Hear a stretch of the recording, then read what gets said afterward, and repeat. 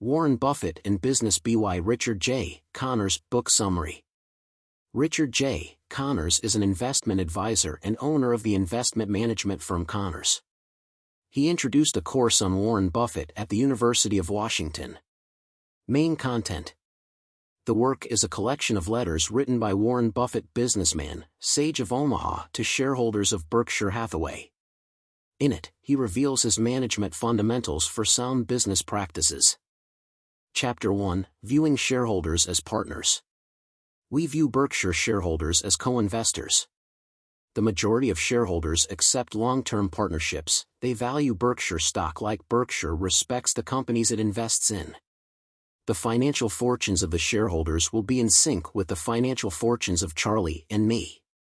In a partnership, equality requires that the partners' interests be equally valued when they enter or leave the game. Chapter 2, Corporate Culture. Often, business acquisition is simply a matter of selling. When the contract has not been exhausted, the buyer has considered the exit strategies. If you decide to sell your business, Berkshire Hathaway offers a number of advantages that most other buyers do not have. We buy to keep. All of the businesses we own are self-run. If you decide to do business with Berkshire, we will pay in cash. Your business will not be used by Berkshire as collateral for a loan. We do exactly what we promise because we do it for the best business results. Berkshire has no exit strategy. We take our obligations to the people who create the business very seriously. If owners treat their businesses and employees with respect, their behavior often infects attitudes and practices within the company. When this emotional bond exists, it makes important qualities more likely to emerge in the business. We love working with people who love our company. We ask our CEOs to manage for maximum long-term value, rather than focusing on next quarter earnings. It's the strongest cultural background you can have. I would be extremely proud to have Berkshire co-owned with key members of your family. I believe there will be as much fun running a business in the next 20 years as you have in the last 20. If you have the right business, give me a call. Chapter 3, Corporate Governance. True independence is an extremely valuable quality in a manager. In addition to being independent, directors must have job knowledge, a shareholder-oriented attitude, and a genuine interest in the company. Both the competence and loyalty of managers have long needed to be monitored. Too many of these people have behaved badly in recent years. Off-limits phenomenon has become common, but very few hands are hit. We will select directors with genuine and profound equity interests who are members of a family that owns at least $40 million of stock without an option or a gift. They enjoy no fees or liability insurance other than a very small percentage of their annual income. We want directors' behaviors to be influenced by the consequences of their decisions on their family's net worth, not their salary. If something serious happens during the session of the directors, they usually suffer more than you. You win, they win big; you lose, they lose badly. We expect these interests to influence their actions to some extent. However, as their talents and vitality decline, their self-esteem declines, too. Then bystanders must blank the warning. To prepare the company's financial statements, which cannot be controlled by the supervisory board, only an external audit organization can determine whether the earnings claimed by management are questionable. In some cases, the auditing organizations are well aware of the frauds, but they are silent because they see the CEOs and CFOs as their customers and the ones who pay them. The way to help break that close relationship is that the supervisory boards have to question and force the auditing organizations to tell the truth. Make them understand that they could be fined large sums of money or stand in the dock if they do not speak out what they know or suspect. Chapter 4, Managers at Berkshire. We intend to maintain our practice of working with only those we love and admire. Working with someone who makes you uncomfortable is like marrying for money. To be a winner, you have to work with a winner. Often the managers who go with the company we acquire have proven their talent over the course of a career that has gone through a lot of ups and downs. They were the stars of management long before they knew us. Our main contribution is not to interfere in their work. Our primary purpose as owners is to treat our managers the same way we treat Berkshire shareholders. Managers want to be treated fairly, They don't want to be taken advantage of, they want to paint their own picture, they love it and they get what they want from Berkshire. Chapter 5, Communication. I have 3 recommendations for investors. First, beware of companies with weak accounting practices. Second, cryptic notes at the bottom of a report often indicate an unreliable management team. Third, be skeptical of companies that flaunt earnings forecasts and growth expectations. At Berkshire, full reporting means giving you the information we would like you to give us if our roles were interchangeable. We communicate with you in several different ways. Through our annual report, we strive to provide all shareholders with as much valuable information as possible. We strive to convey a brief but important amount of information in our quarterly reports over the internet. Another important occasion is communication at the annual conference. In all our communications, we strive to be truthful with regard to the current operations as well as the long-term economic characteristics of the business, so that no shareholder misunderstands. At the annual meeting, Charlie and I are happy to answer shareholder questions at any time. We like to communicate information directly from management to owners and believe that the annual conference is the ideal place for this exchange. Chapter 6, Acquiring Nebraska Furniture Mart Extraordinary Mrs. B. Mrs. B., Rose Blumkin, was born in 1893 in Russia. She crossed the sea to America when she was 23 years old. As a child, she was not fully educated, she did not finish primary school, she did not speak English. In America, she started selling used clothes. In 1937, amassing $500, she founded the Nebraska Furniture Mart, NFM, in Omaha, a furniture, home appliance, and carpet store. She is at the store 7 days a week from opening to closing. NFM has grown into the largest furniture store in the country. She liked me to buy this business, and we bought 90% of the business. She was 89 years old at the time. She remains the president and continues to be in the sales department 7 days a week. By the age of 93, she had not yet reached her peak. She celebrated her 100th birth in 1993. This is an ideal business, built on extraordinary value for customers, which then translates into extraordinary economic benefits for the owners. New York University awarded her an honorary doctorate in commercial science and she was listed in the Guinness Book of World Records. Mrs. B's business story is unique and I'm her fan. Mrs. B's business secret is not difficult to understand. In short, 1. Show enthusiasm and excitement. 2. Define a phenomenally realistic view and act firmly on it. 3. Ignore offers that are outside the scope of skills. 4. Never act superior to anyone who has a business relationship with you. Mrs. B summarizes the above ideas into a sentence: sell cheap and tell the truth. Chapter 7, Buying Geico, my favorite stock. I entered the business school of Columbia University just because I wanted to study with Ben Graham, an idol of mine. Ben is the chairman of a government insurance company. After hearing about the insurance brochure, I tried to find Geico in Washington, an auto insurance company. Knowing that I was a student of Graham, Davy, the assistant president, enthusiastically guided me about the operation of the insurance industry. I got excited about Geico, so when I finished college, I went back to Omaha to sell stocks. I focused only on Geico stocks. The sale failed. I wrote an article about Geico, my favorite stock, published in Finance magazine. I bought Geico stock several times a year by delivering the Washington Post. I bought 350 shares worth $10,282, and at the end of the year the value increased to $13,125. In 1952, I sold all of my shares in Geico for $15,259 and switched to buying Western Insurance because it was cheap. Over time, the amount of Geico shares I sold increased in value to $1.3 million, which taught me a lesson in unwiseness.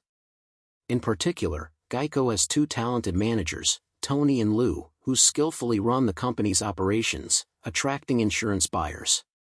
But the company's ultimate secret was its lowest operating costs that competitors could not compete with, especially during the period when Jack Byrne took over as CEO. Because of our belief in Jack and the power of Geico, Berkshire spent $45.7 million to own 33.3% of Geico in 1980. In 1995 we paid $2.3 billion to buy the rest. Again. Berkshire is like a tiger with more wings. We have created the right working environment so that companies can turn their almost endless source of potential into unparalleled achievements. Chapter 7, Buying Geico, my favorite stock. I entered the business school of Columbia University just because I wanted to study with Ben Graham, an idol of mine. Ben is the chairman of a government insurance company. After hearing about the insurance brochure, I tried to find Geico in Washington, an auto insurance company. Knowing that I was a student of Graham, Davey, the assistant president, enthusiastically guided me about the operation of the insurance industry. I got excited about Geico, so when I finished college, I went back to Omaha to sell stocks. I focused only on Geico stocks. The sale failed. I wrote an article about Geico, my favorite stock, published in Finance magazine. I bought Geico stock several times a year by delivering the Washington Post. I bought 350 shares worth $10,282, and at the end of the year the value increased to $13,125. In 1952, I sold all of my shares in Geico for $15,259 and switched to buying Western Insurance because it was cheap. Over time, the amount of Geico shares I sold increased in value to $1.3 million, which taught me a lesson in unwiseness. In particular, Geico has two talented managers, Tony and Lou, who skillfully run the company's operations, attracting insurance buyers. But the company's ultimate secret was its lowest operating costs that competitors could not compete with, especially during the period when Jack Byrne took over as CEO. Because of our belief in Jack and the power of Geico, Berkshire spent $45.7 million to own 33.3% of Geico in 1980. In 1995 we paid $2.3 billion to buy the rest. Again. Berkshire is like a tiger with more wings. We have created the right working environment so that companies can turn their almost endless source of potential into unparalleled achievements. Chapter 8, Acquiring General Reinsurance. When I agreed to merge Berkshire with Gen Re in 1988, I think the company has always adhered to three rules: A. Spend with steadfast discipline, B. Reserve conservatively, and C. Avoid accumulating scandals that could lead to an impossible event that threatens the solvency of insurance activities. Investors should understand that, in all forms of financial institutions, rapid growth sometimes hides serious problems, and sometimes deception. Long-term and variable contracts, which are difficult to gauge against time, provide an opportunity to imaginary, as traders estimate their value. The CEOs are incompetent to manage the massive complex derivative accounting system. The derivative fees are very dangerous, they suddenly increase the leverage ratio. Derivatives contracts often go unsettled for years or even decades as counterparties alternate claims against each other. Massive earnings reports lead to multi-million-dollar bonuses. CEOs benefit from their options. Fake, exaggerated reports take years to come out. Some of the large-scale scams facilitated by derivative transactions. Derivatives are, in our opinion, a financial weapon of mass destruction, potentially lethal. The hypothetical numbers are so dangerous, no real solution can help us out of the maze of debt that has existed for decades. If derivatives activities need to be supported, it will affect the capital as well as the credit level of Berkshire. We had $262 million in losses in 2002-2003. Our shareholders are paying a much higher price than what is needed to get out of this business. I'm sure I could save approximately $100 million if I shut down Gen Re faster. My takeaway is, I have no idea what's going on in their portfolio. Chapter 9, Risk Assessment and Management. A winner is someone who consistently adheres to three principles. 1. They only take risks they can appreciate. 2. They restrict the deal accepted to ensure that they are not suffer any loss from related events that threaten solvency. 3. They avoid dealings that involve moral hazard. In our super disaster operation, our clients are insurers who face great volatility in their income streams and want to minimize it. The product we sell is an attitude determined to change that instability in the accounting system. In the insurance business, it's important to remember that most surprises aren't very pleasant. With that in mind, we value the financial perils of a supercatastrophe business one at a time. Reasonable manner, such that 90% of the total premium is sufficient to cover losses and expenses. We've always made sure that supercatastrophic corporate losses, no matter how large, won't have a major impact on Berkshire's core values. The biggest loss to date was the World Trade Center disaster, which cost the insurance industry $35 billion and rocked the insurance and reinsurance industries. But, an event worth $100 billion or even larger is still within our reach. Many insurance companies consider a $100 billion insurance loss as unthinkable, and don't even have a backup plan for this. But at Berkshire, we are always prepared. The returns from our investments and other businesses would easily exceed that cost. When we couldn't find something interesting to invest in, our default target was U.S. Treasury vehicles, both bills of exchange and sales contracts.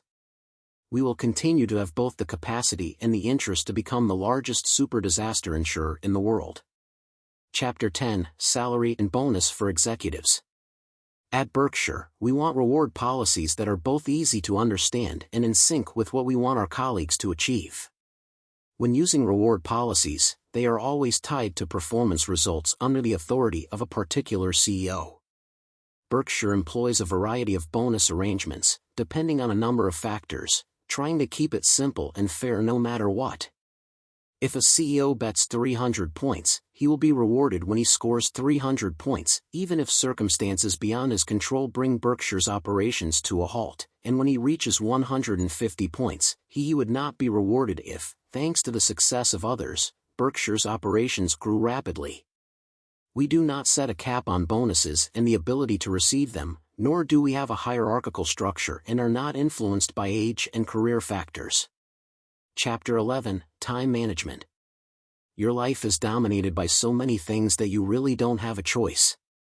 I don't want that. My commute to work and home are not fixed. I don't like to be forced into a framework. I read 5 newspapers a day, including magazines. I read all the annual reports. I could say I spend 75% to 80% of my time reading. I pay $5 million per year for playing bridge online 12 hours a week. I don't have time to mow the lawn, trim the fence, or wash the car. My time is very precious. I know how to organize my time and don't want it to get in the way. However, I often make an appointment, come anytime. My workday is like a series of irregular hours. I do not use electronic calculators, stock trackers, and personal computers. I engage with the world around me through a phone. But the phone doesn't ring very much. Chapter 12: How to Deal with a Crisis. The Unusual Adjustment of Warren Buffett and Salomon. In 1987, Berkshire with $700 million bought shares of Salomon Brothers and became the largest shareholder of this company. In December 1990 and February 1991, Salomon's chief executive officer, Paul W. Moser, conducted unauthorized, clandestine transactions of Salomon customer accounts. On August 18, 1991, the U.S. Department of Finance banned Salomon from participating in the auction of government securities. Sure, Salomon faced the risk of bankruptcy. The collapse of Salomon could shake the very roots of the global financial system. It was day after day that I was elected as the unpaid interim president of Salomon. The first was Human Resources. Director Moser was fired, Presidents Gutfreund and Strauss resigned. Denham and Mann were added to the board of directors. I conduct an internal inspection. Salomon and submitted to the Energy and Commerce Committee a 52-page report on September 4, 1991. I believe I have a particularly serious problem, but it's not so common that it's confined to a small number of people. I promulgated some rules and procedures in Salomon. But the environment that encourages good behavior is certainly much more important than the rules. I set up a legal pre-tax reserve of $200 million for payments, court fees, and other related litigation, promptly pay any reasonable penalties and claims, but will sue those that are not handled or inflated. I am redefining the bonuses and bonuses of $110 million, having previously spent unreasonably on this issue, affecting shareholder earnings. We want to see managers get rich through their own ownership, not through enjoying someone else's ownership. Our performance-based pay philosophy is sure to drive some managers away, but more importantly, it's this philosophy that can convince top managers to stay. The normal operations of the third quarter produced excellent profits. In Fortune's year-end survey, Salomon jumped to third out of 311 companies, in terms of reputation improvement. It was my wise decision to appoint Mon as general manager. Without the close cooperation of Mon with Denhan, Don Howard, John McFarlane, the company certainly could not exist. I will never forget them. Chapter 13, Management Principles and Practices. We have established long-term economic goals including maintaining a giraffe financial position, expanding a strategic moat around existing businesses, and earning and growing income streams. New, diversified and expanded, cultivating the core force. To achieve these goals, we are always looking for and acquiring companies whose businesses we understand well, favorable long-term economic conditions, competent, trustworthy management and a reasonable price tag. A business has a solid strategic moat such as being a low-cost producer or owning a globally recognized brand name. An economic franchise must arise from a product or service that is, 1. Needed or desired, 2. Has no corresponding substitute, 3. Is not subject to price adjustment. We try to buy good businesses at reasonable prices instead of buying good businesses at good prices. In terms of capital allocation, at Berkshire, in owned companies that we don't control, it's done pretty well, very smartly, in the direction of increasing the value of each share, avoiding moves that lower the price. That value. If the allocation of capital is not smart, it will lead to what we often call restructuring. Regarding dividend policy, we understand that inflation will cause part or all of income to be limited in value. This means that $1 of earnings retained for reinvestment into the business has turned into 25 cents of market value. Some businesses disregard that nature. Instead of paying the owner, they reinvest with the purpose of expanding the scope of operations or creating a financial state of abundance, if lack of insight will lead to disaster. There's only the best reason to hold back when seeing a reasonable perspective, great core performance, and the remainder is paid to shareholders as dividends or used to buy back shares. At Berkshire, we do not provide capital. We believe that any subsidiary that borrows money should pay an appropriate percentage of the borrowed capital, should not be subsidized by the parent company. We want investors to see them as business owners and stay for the long term. They should focus on business results, not market prices. We want the stock to trade in a narrow range. When trading activity takes place, it shows that many owners leave the company.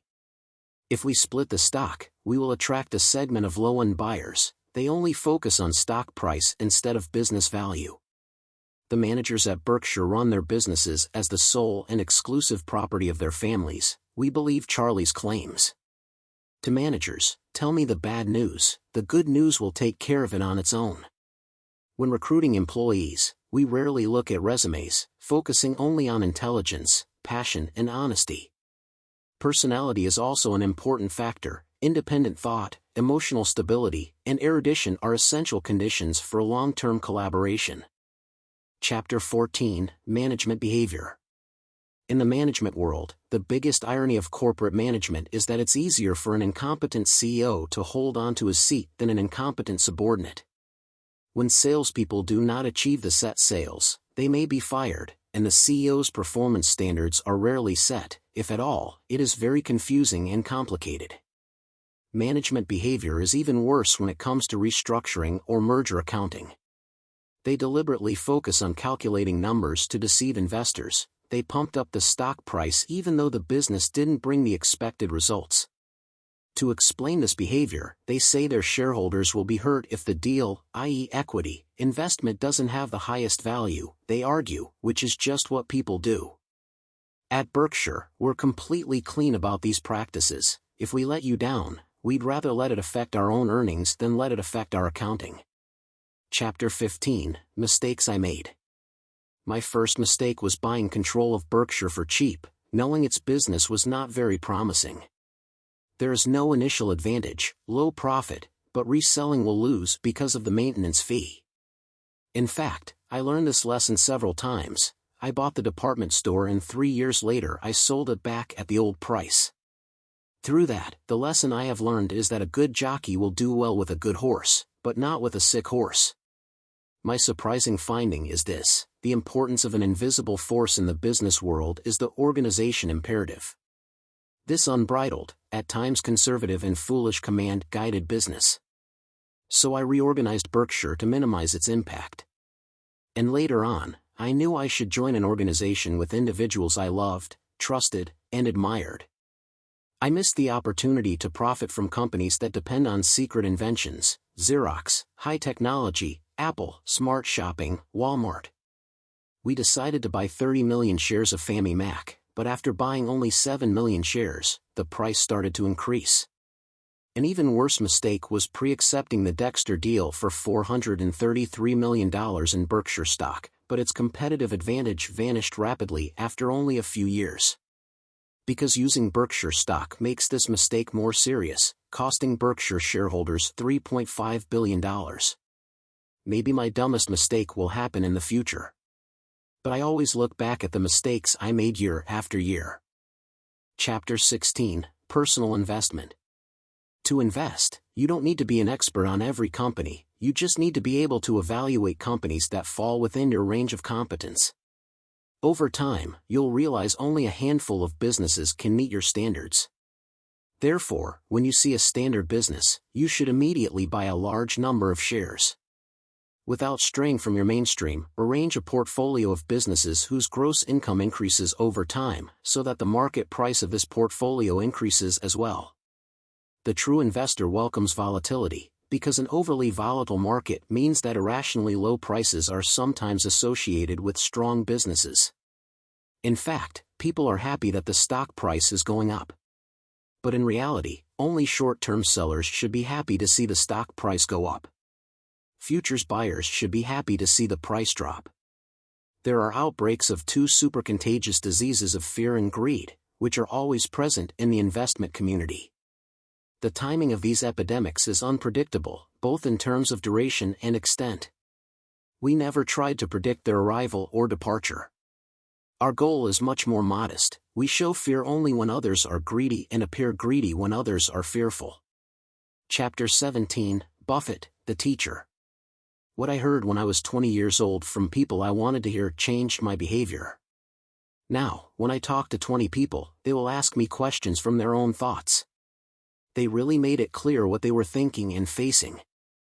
I love talking to them. We must admit that the most ethical leaders are parents. If parents have appropriate behavior, it is very likely that children will have similar behaviors. It will be very difficult for you to change habits in your 50s or 60s. In fact, students can fake their habits. So pick someone to admire and ask why you admire them. At your age, you can have any habit you want. When you admire someone, it's entirely possible to act like them. You must find passion in life. Why do they have to wait until you're 80 to start doing the things you love? Although I want to show patience in what I do, why live and wait so long? Do some things and collaborate with people you don't like, and when you die, your obituary says you're a billionaire. It doesn't make a difference. Go work for an organization you admire or for an individual you admire.